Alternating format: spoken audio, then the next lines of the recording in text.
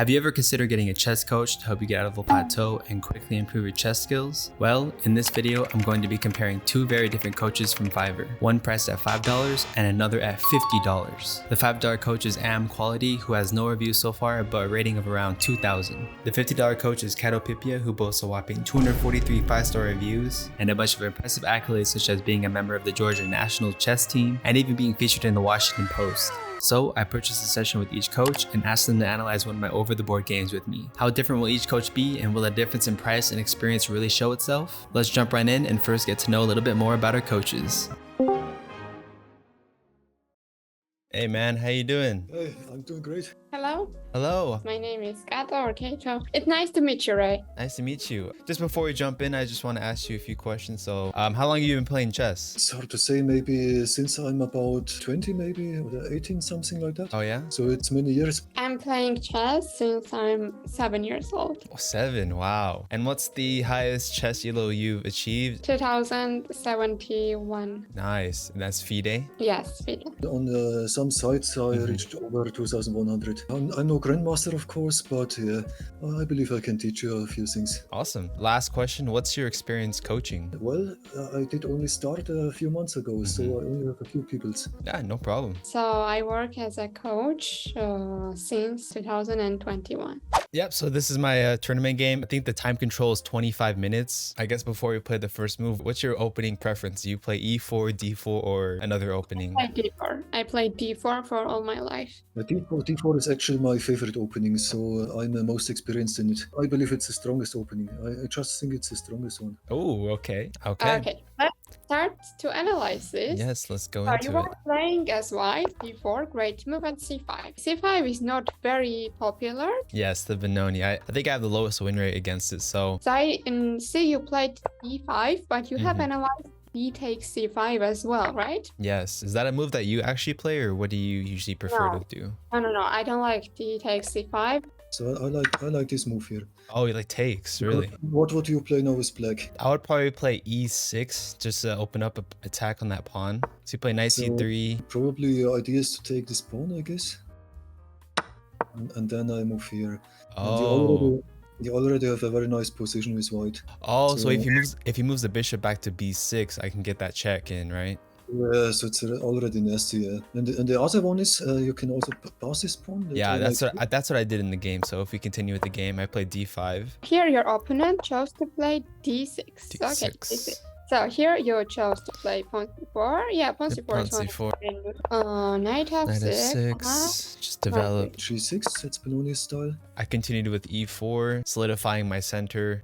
Yeah, bishop g7 and bishop E2. Here I play bishop E2. Point of bishop E2 was just to cover this square from the knight or the bishop to come out, make it hard for them to develop the light squared bishop. I like the bishop here, yeah. It's not bad, I believe. Solidifies the e-file a bit. So for a case file opens like this, we have some protection for the king here. I like, to be honest, knight f3 more. Knight f3, castle, and bishop to d3, not to e2. I think he just castles. Here, I think I just go bishop e3. Yeah, bishop e3. Maybe this is not the best move. Maybe because if you move e3, maybe the knight can attack here. Exactly, yeah. And the bishop on the e3, it's not really staring at anything. But why not knight f3? So it's really a good square for the knight. Yeah, bishop e3 is not the main move here. Main move is knight f3. Queen a5. So idea of queen a5 is to at some point move this knight, opens the bishop, and start some attack on c3 knight probably. Yeah, he's threatening to take the pawn here. So how did I deal with the pin? I just moved the queen up to d2. I didn't want to play bishop back to d2 just because, you know, I'm moving it twice. I feel you. It's very great feeling when you are forced to move the same figure back. But actually in this scenario, bishop d2 is the best move, and you have now this extra on the queen. If black isn't careful, maybe you can do something with the knight. At least it's not a huge mistake. So yeah, and I'm also setting up this backwards battery towards h6. Well, often this bishop here is often even stronger than this fianchettoed bishop here. Sometimes you don't even want to exchange it on a6.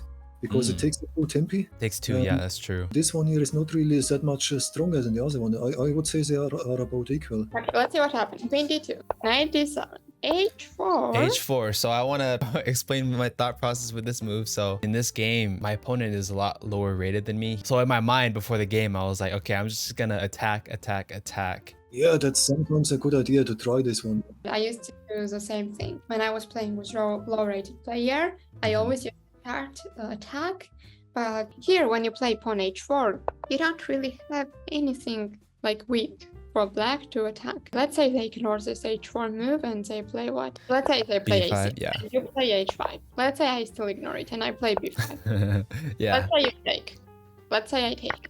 Then what? Right? Now then you can play bishop h6. I will play b4. And look at that queenside space and pawns coming down. Yeah, if you will take, I will take the knight. If you take now, I will take. And even if you go queen h6 here, I just move king back. And there's Look. nothing. And there is nothing, exactly.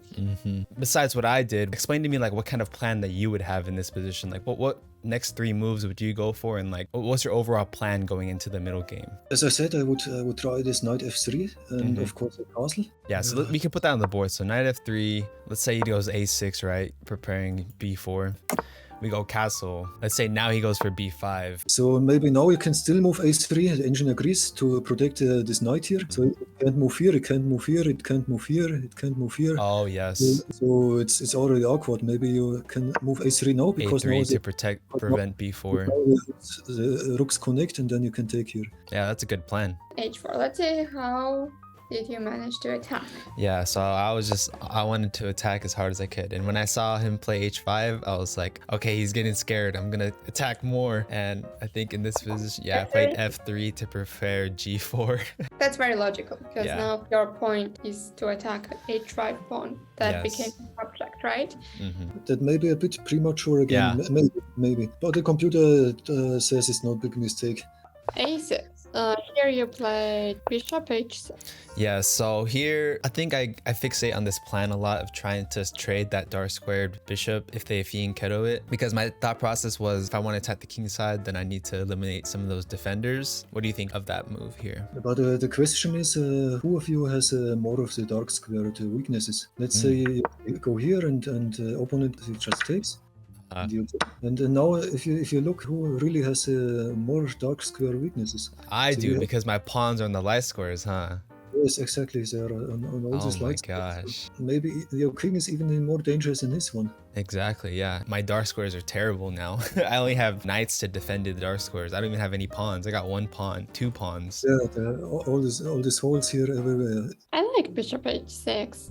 Only thing about that I don't like about your position is all these pawns on white squares and your bishop behind it. But I think that will be open soon, right? Yeah. And if they take, when you take back and then play b5, for example, I think g4 will actually make sense now. You can activate always knight this way, h3 Yeah. and f4, and bring more attacks to h5 and g6 pawns, right? It's a very popular idea to bring knights there on f4 and then sacrifice on g6. Or something Oh, like I see. right?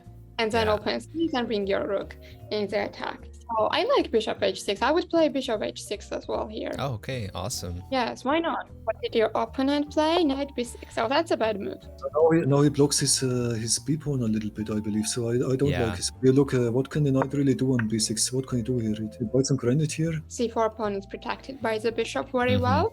And where else can this knight go? So that's very slow move. When you see Yeah. that your opponent attacks you, you can't afford to make slow moves like Nope. knight b6. Yeah, of course, the best move would be to play pawn b5. Yeah, to Or- generate the counterplay. Take, and g4. I'm crazy. Well, maybe it works. Sometimes the computer says a move is bad, but maybe for a human opponent it's hard to defend. So That's very true. Yeah, it looks like a pawn sacrifice. Yes. But I think at this point too, I calculated for about 10 minutes here. So I think this is a line I saw. If he takes, I go up, and then let's say he would take with the knight, then I would do a rook sacrifice to get the queen in right here. And Oh, that's interesting. Yeah, that's very good actually. I think g4 is the best move here for to play. g4. Engine might say it's a bad move, but we are not engines, we are humans, right? Yes. Yeah, that was my plan. I think what was the move he played? Oh, yeah, Yeah, he played the best move. and that's often the right defensive move here to move the king up to g7 and then Yeah. move the rook here. h6 check. Even though I'm down a pawn, I'm pretty much just betting on this pawn. If we trade down to an endgame, that will be my best asset. So often such an advanced pawn, it also can get weak or it can get strong. So it's a bit dicey. You can often lose an endgame if your pawn is such advanced to the king, because if the queens are exchanged, he just takes it. Logical, he blocks the pawn. And then here, I wasn't sure how to keep attacking, so I just went ahead and a long castle here. We don't have a better option, so long castle is great. Yeah. Knight a4. Now he plays knight a4. And here in this position, I blunder. I was so fixated on the attack that I forgot to defend. And I could ask you here, like, what do you go by when you try to look for if we should attack or if you should defend in like a position like this? The first sign for me is when the opponent's king is very exposed, of course. It's not so easy to see how you can quickly launch an attack here. His king is shielded by all these 3 pawns here, also by the knight, and the bishop has some control over this light square. And then the second one is who has the more active pieces and how are the pieces coordinated. Something to look for if the opponent has a knight and a queen very near to your king. Yeah, keep an eye on them. That's already dangerous, yeah. Knight a4 is immediately threatening to double your pawns on your king side. That's very dangerous actually, because your king will just explode and it will be very easy to then open files with b5. So you have to be very concerned about this, and I think a very easy way to prevent this is just to take this, right? Also, when you push a pawn, you leave e4 pawn unprotected. Yes. So you blocked it, right? You thought probably knight was protecting it. Yeah. And I think I was getting pretty low on clock compared to him, so I was like, oh, I need to play a little faster. So yep, I blunder here, play f4, which straight up drops pawn and just allows these pieces to come alive. Let's see what happens. Take. Yep, I didn't want to trade queens, but this made my position even worse. Even worse, exactly, because you were still forced to trade. Yep, now I'm down 2 pawns. I trade. Just lost here. Yep, he's able to get the bishop now. And it's pretty bad position. But let's see, maybe you had some chances. Yeah. e8 or rook g2. I think I forgot that this bishop was still hanging out in the back, so I thought I was making a threat, but yeah, maybe you should have played rook e3 and knight e2. Your goal should be to bring this knight out as quickly as possible, because it stacks the whole game on g1. Yeah, so I play rook there. He just defends it some more. Start bringing the knight out. He plays b5. I take. I would not take here. If you take, you give him open files. Yeah, he gets the open file plus connected pass pawns. Maybe I would even sacrifice this pawn here and not take it. Computer is saying knight c3. If he now takes, you see his bishop is here stuck and it's here stuck. He has his weak bishop here and the rook is here stuck. Place your rook here. And now I'm getting some counterplay on the queen side. Oh, wow, that's a great plan. I didn't even see that I could potentially sacrifice that just for activity. So capture, now a2 pawn is under attack, or knight b4, and you have to move the defender. Yeah, so here I'm just trying to reroute, make some threats. That's good actually, that's good. Rook b8, so it of course. Wow, we are opponent is I know, he's great. I'm impressed. I was impressed too. I was like, he has to be like underrated. Rook b8, okay. ReyChess, it's a dubious move, and let's see why. You get rid of this rook on this file here, so this pawn gets a bit weaker. And maybe now we can pile up on this file. This rook here, obviously, because you want to keep this pawn here. Oh, yeah, that's true. So they rook on g2. Oh no, the ancient likes the other one. Oh, yeah. So if we go here, he takes, okay. Yes, maybe to get an open file here. That could be the idea. To sacrifice this pawn here. Maybe to place it here. Oh my gosh, that is amazing. And it's a draw now. Yes. Wow. So you see, sacrificing pawns can make a lot of sense. Yeah, I feel like me and a lot of people need to keep in our heads that it's okay. Sometimes there's something more valuable than material. I want to go through the lines. So rook h2 here. But how can you see that? You have quite a close position here, so it's very important to get open files for your rooks. But this is amazing. It turns into a draw because checks forever. If they play rook d7, you can play knight e6. Yep, that's what I did. That's good, because you can play knight g5 now. Yep, I have my knight in a very nice position, and this pawn can start going up. I bring the rook up to start attacking the king side pawns. He plays a move that draws the game, which is amazing. I didn't see this in the game. Well, but now I have to say it looks a bit obvious. You can move here. And you can pressure this pawn, of course. His king is very restricted in the corner, so maybe there are even threats for more. So let's say you move something random, then you take. Takes. Excuse me. Let's do a random move again, just a random move. It's a bad move, of course. You see already... Oh, wow, it's still a draw. Oh my goodness. Oh yeah, you have a perpetual right there, right? No, not a perpetually. You see now, when this king moves the corner, the engines such as maybe this one here. Whoa. Yeah, the rook has to move. Let's say it moves up.